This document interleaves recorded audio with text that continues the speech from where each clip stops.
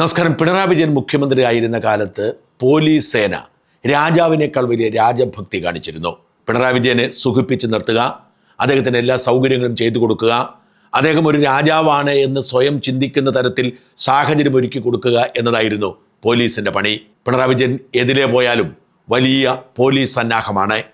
വഴി നീളെയുള്ള ട്രാഫിക് സിഗ്നലുകൾ ഓഫാക്കിയിട്ട് ആ പരിസരത്തെ മുഴുവൻ പോലീസ് ഉദ്യോഗസ്ഥന്മാരും വഴിയെ കടന്നു പോകുന്ന കാറിന് സല്യൂട്ട് അടിക്കാൻ വേണ്ടി വഴിയിൽ കാവൽ നിൽക്കും.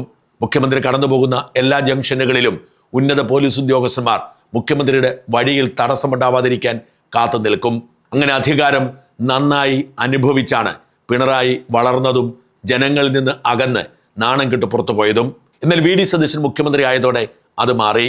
ഇന്ന് സോഷ്യൽ മീഡിയയിൽ ഏറ്റവും കൂടുതൽ കാണുന്ന പോസ്റ്റ്, മുഖ്യമന്ത്രി വഴിയെ പോകുന്നത് ഞാൻ കണ്ടു, മുഖ്യമന്ത്രിയുടെ മുമ്പിലും പിമ്പിലും ഓരോ വാഹനം, വഴി ബ്ലോക്കായില്ല, കടന്നുപോയപ്പോഴാണ് ഞങ്ങൾക്ക് മനസ്സിലായത് അത് മുഖ്യമന്ത്രിയാണ് എന്ന തരത്തിലുള്ള സാധാരണ മനുഷ്യരുടെ അനുഭവ സാക്ഷ്യമാണ്.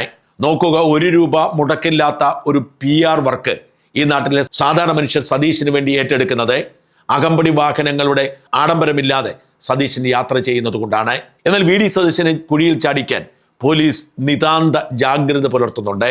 ഇങ്ങനെ കുഴിയിൽ ചാടിയാൽ മാത്രമേ പോലീസ് ഉദ്യോഗസ്ഥന്മാർക്ക് ഞെളിഞ്ഞു നിന്ന് സല്യൂട്ട് അടിച്ച് ഗുഡ് ലിസ്റ്റിൽ കയറി പറ്റാൻ സാധിക്കൂ. സുരക്ഷാ കാരണങ്ങൾ പറഞ്ഞുകൊണ്ട് അവർ വി ഡി സതീശനെ ഭയപ്പെടുത്തി കുഴിയിൽ ചാടിക്കാൻ പരിശ്രമിച്ചു കൊണ്ടിരിക്കുന്നു. നടൻ സലിം കുമാറിന്റെ സംസ്കാര സമയത്ത് അവിടെ എത്തിയ ഒരു കാരണവരെ പോലെ ഒരു സുരക്ഷയുമില്ലാതെ ആൾക്കൂട്ടത്തിന് നടുവിൽ നിന്നുകൊണ്ട് എല്ലാം നിയന്ത്രിച്ച വി ഡി സതീശന് കിട്ടിയ സൽപ്പേര് നൂറുകണക്കിന് പോലീസ് സന്നാഹത്തോടു കൂടി എത്തിയാൽ കിട്ടില്ല. പോലീസ് അതിനുള്ള പരിശ്രമം ആരംഭിച്ചു കഴിഞ്ഞിരിക്കുന്നു. വി ഡി സതീശന്റെ സൽപ്പേര് ഇല്ലാതാക്കാൻ നീക്കം നടത്തുന്നു എന്നതിന്റെ ഏറ്റവും പുതിയ തെളിവാണ് DGP രവത ചന്ദ്രശേഖർ മുഖ്യമന്ത്രിക്ക് അയച്ച ഒരു കത്തിലെ വിശദാംശങ്ങൾ. DGP മുഖ്യമന്ത്രിയോട് പറഞ്ഞിരിക്കുന്നത്, കേരള പോലീസിന്റെ ഉടമസ്ഥാവകാശത്തിൽ ഒരു റെന്റഡ് പ്രോപ്പർട്ടി ഉണ്ട്, ഒരു ഹെലികോപ്റ്റർ. ആ ഹെലികോപ്റ്ററിന്റെ 3 മാസത്തെ കരാറ് ഈ വരുന്ന ഓഗസ്റ്റ് മാസത്തിൽ അവസാനിക്കുകയാണ്. ഡൽഹി ആസ്ഥാനമായി പ്രവർത്തിക്കുന്ന ചിപ്സൺ ഏവിയേഷനുമായി പിണറായിയുടെ കാലത്ത് 2023 കരാർ ഒപ്പിട്ട് ഒരു ഹെലികോപ്റ്റർ വാടകയ്ക്കെടുത്തു.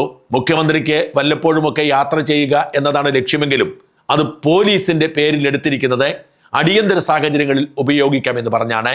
ഈ ഹെലികോപ്റ്ററിന്റെ വാടക കരാർ ഓഗസ്റ്റ് മാസത്തിൽ അവസാനിക്കുകയാണ്. ആ കരാർ പുതുക്കണം. അടുത്ത 3 വർഷത്തേക്ക് കൂടി നമുക്ക് ഈ ഹെലികോപ്റ്റർ എടുക്കാം. അവർ വാടക കൂട്ടി ചോദിക്കുന്നുണ്ട്. പക്ഷേ ഞാൻ ഇടപെട്ടെ, ഇപ്പോഴത്തെ 80 ലക്ഷം മാസം എന്ന വാടകയിൽ നിലനിർത്തി തരാം എന്നൊരു ഔദാര്യമാണ് DGP മുഖ്യമന്ത്രി മുമ്പിൽ വെച്ചിരിക്കുന്നത്.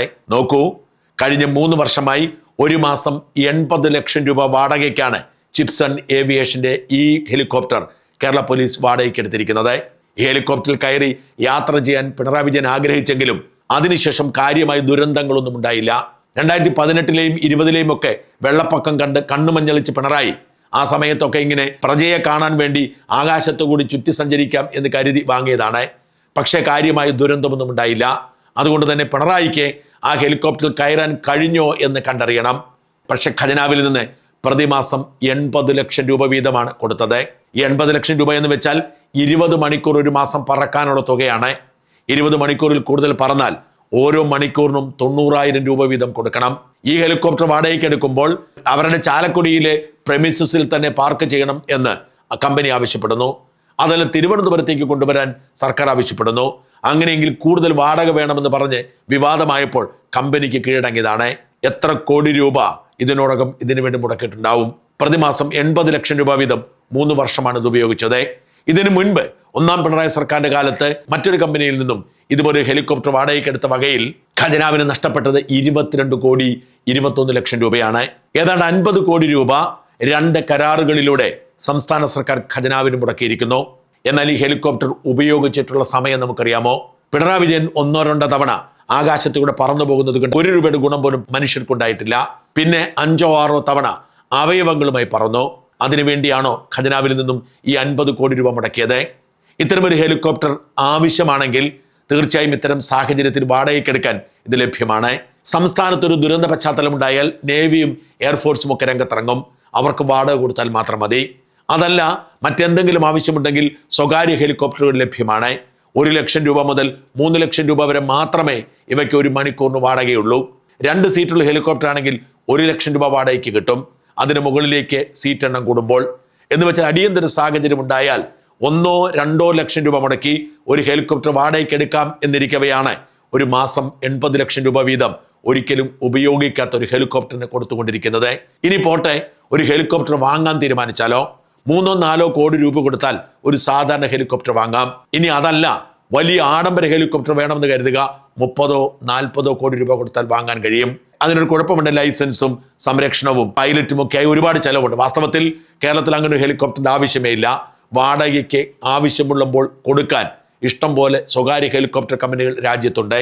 അതുണ്ടായിരിക്കവേ ഹെലികോപ്റ്റർ വാടകയ്ക്കെടുത്ത് എല്ലാ മാസവും 80 ലക്ഷം രൂപ വീതം കൊടുക്കുന്നത്, മറ്റ് ചെലവുകൾ കൊടുക്കുന്നത് വലിയ അഴിമതിയാണ് എന്നതാണ് വാസ്തവം. ഈ സർക്കാർ ആ ഹെലികോപ്റ്റർ കരാർ റദ്ദു ചെയ്യുകയും അതിന് പിന്നിലെ അഴിമതിയെക്കുറിച്ച് അന്വേഷിക്കുകയും ചെയ്യേണ്ടതുണ്ട്. ഈ കമ്പനിയെ ടെൻഡർ വിളിച്ചാണോ എടുത്തത്? ഇതിനേക്കാൾ കുറഞ്ഞ ടെൻഡർ ആരും നൽകിയില്ലേ എന്നതൊക്കെ അടക്കം അന്വേഷിച്ച് കണ്ടെത്തേണ്ടതാണ്. എന്നാൽ ഇന്നേ വരെ മുഖ്യമന്ത്രിയോ സർക്കാരോ ഈ ഹെലികോപ്റ്ററിനെ കുറിച്ച് ഒന്നും പറയാതിരിക്കുമ്പോഴാണ് മുഖ്യമന്ത്രിക്ക് DGP കത്തയക്കുന്നത് ഈ ഹെലികോപ്റ്റർ കരാർ പുതുക്കണമെന്ന് പറഞ്ഞ്. ഈ പടുകുഴിയിൽ VD സതീശൻ വീണു പോകരുതേ എന്നാണ് അഭ്യർത്ഥന.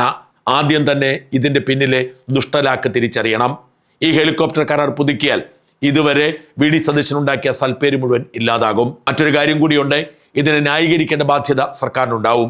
ഇത് സംസ്ഥാനത്തിന്റെ ആവശ്യത്തിന് വേണ്ടിയാണ്, ജനങ്ങൾക്ക് വേണ്ടിയാണ് എന്നൊക്കെ പറഞ്ഞ് ന്യായീകരിക്കേണ്ട ഗതികേട് VD സതീശനും UDF-കാർക്കും ഉണ്ടാവും. അങ്ങനെ വരുമ്പോൾ വിശ്വാസ്യത നഷ്ടപ്പെടുന്നത് UDF-നാണ്.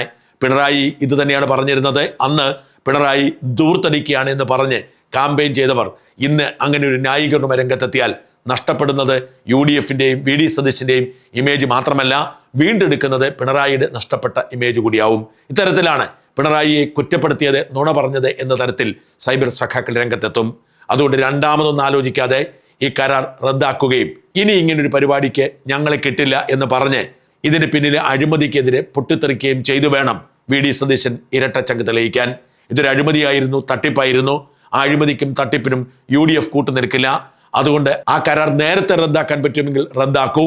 അതല്ല, നിയമ തടസ്സമുണ്ടെങ്കിൽ ഓഗസ്റ്റിന് ശേഷം അത് വേണ്ട എന്ന് ഇപ്പോൾ തന്നെ കമ്പനി അറിയിക്കൂ എന്ന് പറയാനുള്ള ധൈര്യവും തൻ്റെ ഇടവും VD സതീശൻ കാണിക്കണം.